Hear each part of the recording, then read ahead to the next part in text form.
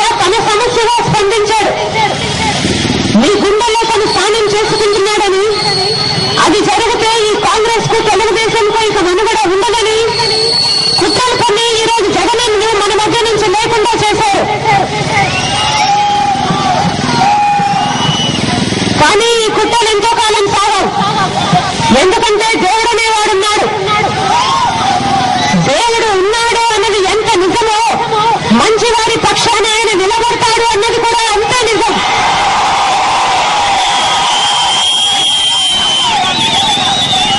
ఉదయించే సూర్యుడిని ఎవ్వరూ ఆపలేరు. జగనన్నను కూడా ఎవ్వరూ ఆపలేరు.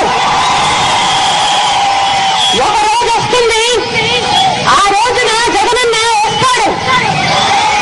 వచ్చిన రోజు వైఎస్ఆర్ కాంగ్రెస్ పార్టీ తరఫున మనందరినీ రాజన్న రాజ్యం స్థాపించే దిశగా నడిపిస్తాడు.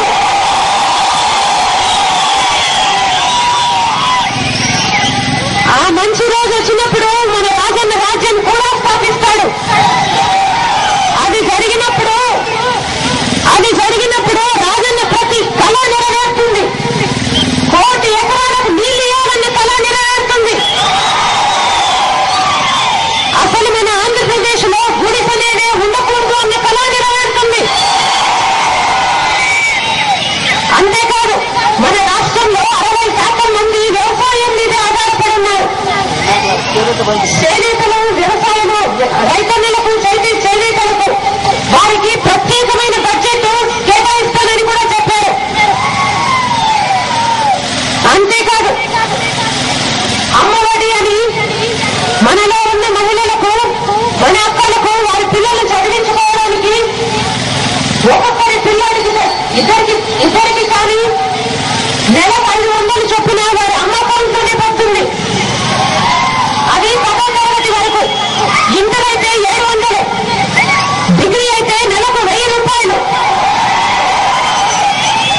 ఆ రోజు వచ్చినప్పుడు మన పిల్లలు పెద్ద చదువులు చదువుకుంటారు. మళ్ళీ మనకు 9 గంటలు ఉచిత విద్యుత్ వాగ్దానము నెరవేరుతుంది. రైతులకు, మహిళలకు, చేనేతలకు వడ్డీ లేని రుణాలు ఇస్తారు. వృద్ధులకు, వితంతువులకు 7 వంటలు పెన్షన్ ఇస్తారు. మన వికలాంగులకు 1000 రూపాయలు పెన్షన్ ఇస్తారు. ఇలా 1 కాదు, 2 కాదు. మన రాజ్యం వచ్చిందంటే మన రాజ్యం వచ్చినట్టే. చేరి వచ్చిన మీ అందరికీ, ముఖ్యంగా ధర్మవరంలో ఉన్న 80% మంది చేనేతలన్నలకి మమ్మల్ని చూడటానికి, మాతో పదం కలపడానికి, జగనన్నను కుట్రలు పన్ని జైల్లో పెట్టినందుకు నిరసనగా ఈ నల్ల బ్యాడ్జీలు వేసుకుని నాతో పాటు పదం తొక్కినందుకు మీ అందరికీ చేతులు జోడించి శిరస్సు వంచి నమస్కరిస్తున్నా.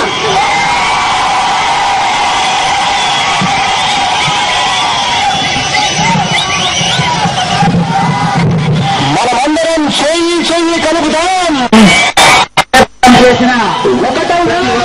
వైఎస్ఆర్ పార్టీ కుటుంబ సభ్యులకు, ధర్మవరం పుర ప్రజలందరికీ పేరు పేరున వైఎస్ఆర్ కాంగ్రెస్ పార్టీ తరఫున జై హింద్, జై తమ నాయకుడు రాజశేఖర్ రెడ్డి గారి ఆశయాలను నెరవేరుస్తాం.